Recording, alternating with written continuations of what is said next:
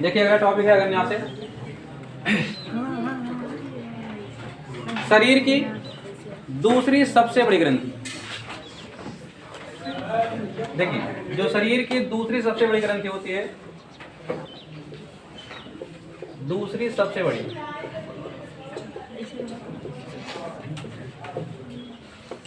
शरीर की दूसरी सबसे बड़ी ग्रंथि का नाम होता है अगन्याशय। अगन्याशय की संरचना पत्ती के आकार की होती है। देखिए पत्ती की तरह बना हुआ है। अगन्याशय शरीर की दूसरी सबसे बड़ी ग्रंथि होती है, क्योंकि सबसे बड़ी ग्रंथि क्या होता है, यकृत, और दूसरी सबसे बड़ी ग्रंथि कौन सी होती है, अगन्याशय।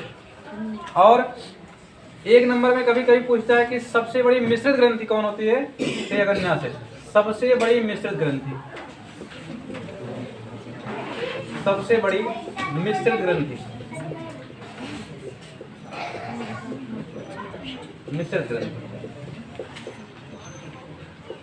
जब ये पूछा जाए कि शरीर की सबसे बड़ी ग्रंथि कौन है, तो यकृत। शरीर की दूसरी सबसे बड़ी ग्रंथि कौन सी है, अगन्याशय। शरीर की सबसे बड़ी मिश्रित ग्रंथि कौन सी है, अगन्याशय। इसकी संरचना होती है पत्ती के आकार की। अब देखिए अगन्याशय को मिश्रित ग्रंथि कहते क्यों हैं, ये भी एक बार बताया गया है कि अगन्याशय जो होता है अंतःस्रावी, अंतःस्रावी तथा बहिस्रावी, अंतःस्रावी तथा बहिस्रावी दोनों प्रकार की ग्रंथि होती है। इसलिए अगन्याशय को मिश्रित ग्रंथि कहते हैं। अगन्याशय जो होता है वो अंतःस्रावी तथा बहिस्रावी दोनों प्रकार की ग्रंथि होती है, इसलिए अगन्याशय को मिश्रित ग्रंथि भी कहा जाता है। और अगन्याशय से जो रस निकलता है, अगन्याशय से निकलने वाले रस को पूर्ण पाचक रस कहते हैं, पूर्ण पाचक रस कहते हैं। अगन्याशय से जो रस निकलता है उसे पूर्ण पाचक रस कहते हैं। पूर्ण पाचक रस इसलिए कहते हैं क्योंकि यहाँ कार्बोहाइड्रेट,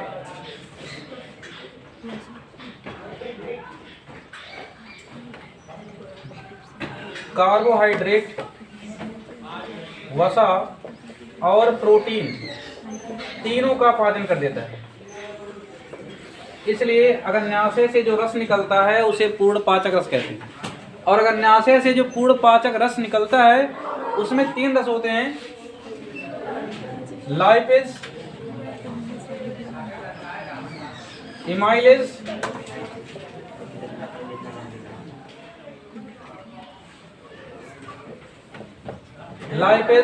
इमाइलेज और ट्रिप्सिन। अगन्याशय से जो रस निकलता है वो 3 प्रकार का होता है, लाइपेज, इमाइलेज और ट्रिप्सिन। और यही तीनों रस कार्बोहाइड्रेट, वसा और प्रोटीन का पाचन कर देते हैं। इसलिए इससे जो रस निकलता है, लाइपेज, इमाइलेज और ट्रिप्सिन, इनको कहा जाता है पूर्ण पाचक रस। इसमें से ट्रिप्सिन प्रोटीन का पाचन करता है, इमाइलेज कार्बोहाइड्रेट का पाचन करता है और लाइपेज वसा का पाचन करता है। इसी में अगन्याशय में ही एक भाग होता है लैंगरहैंस द्वीपिका। ध्यान सुनिएगा कहानी। अगन्याशय का ही एक भाग होता है लैंगरहैंस द्वीपिका। लैंगरहैंस द्वीपिका एक छोटा सा भाग होता है अगन्याशय में। अगन्याशय का ही एक छोटा सा भाग होता है जिसका नाम होता है लैंगरहैंस द्वीपिका। इसकी खोज की थी लैंगरहैंस नामक वैज्ञानिक ने। लैंगरहैंस एक चिकित्सक हैं।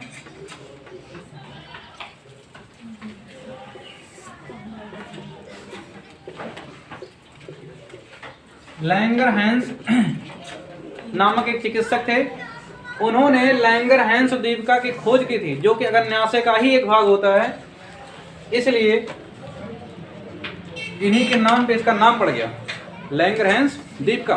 इसकी देखिए खासियत क्या होती है लैंगरहैंस दीपिका की, यहाँ से इसमें होते हैं 3 प्रकार के सेल। लैंगरहैंस दीपिका में होते हैं 3 प्रकार के सेल, अल्फा, बीटा और गामा।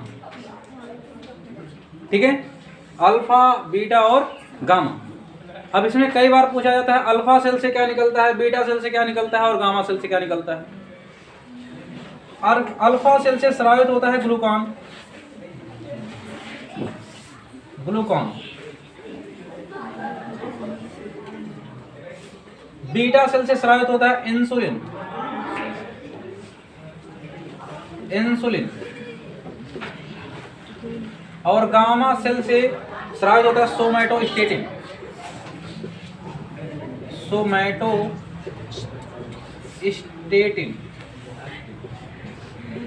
और ध्यान देना ये स्कूल में आधे पढ़ाएंगे नहीं, सीधी सी बात है, ये ढंग से देखिएगा। अगर न्यासे का ही एक भाग होता है लैंगरहैंस दीपिका, इसकी खोज की थी लैंगरहैंस नामक चिकित्सक ने और इन्हीं के नाम पे इसका नाम पड़ गया है लैंगरहैंस। यहाँ होता क्या है, इसमें 3 सेल होते हैं, अल्फा, बीटा और गामा। अल्फा सेल से स्रावित होता है ग्लूकान, बीटा सेल से स्रावित होता है इंसुलिन और गामा सेल से स्रावित क्या होता है, सोमैटोस्टेटिन। ग्लूकान क्या करता है, ग्लाइकोजन को ग्लूकोज में चेंज करता है,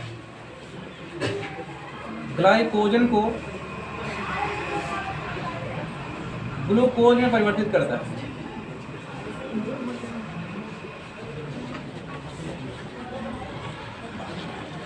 ग्लूकान क्या करता है, ग्लाइकोजन को ग्लूकोज में परिवर्तित करता है।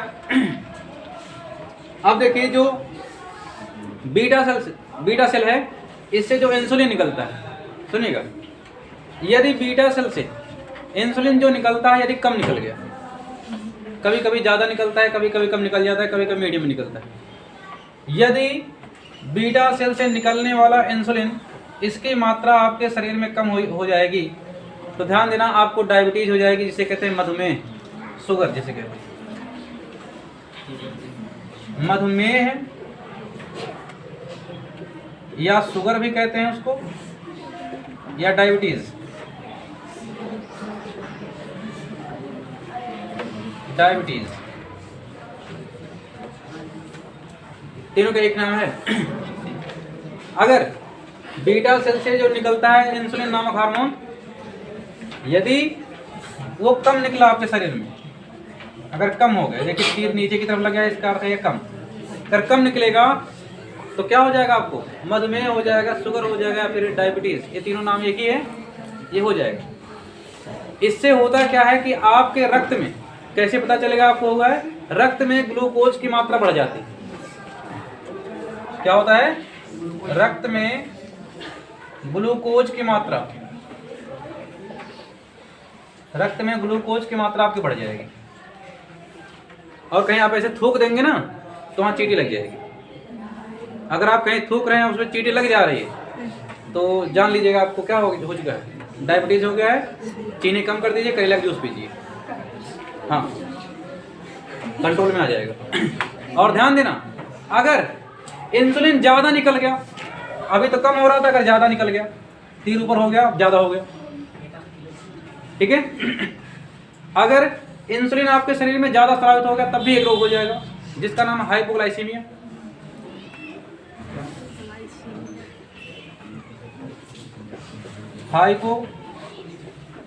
हाइपोग्लाइसीमिया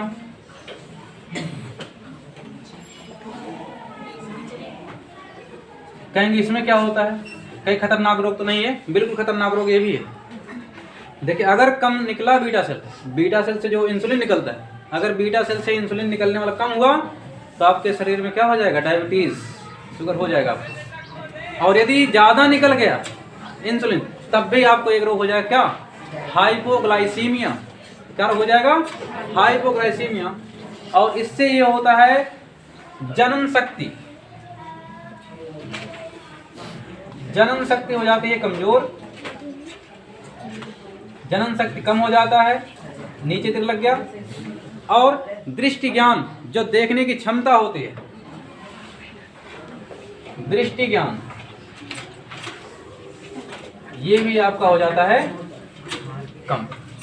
दो चीज होता है, अगर ये हो गया हाइपोग्लाइसीमिया तो जनन शक्ति कम हो जाएगा और दृष्टि ज्ञान भी क्या हो जाएगा, कम हो जाएगा।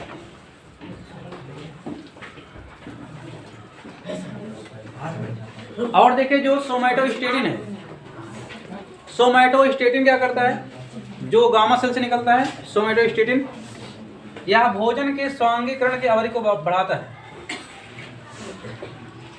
भोजन के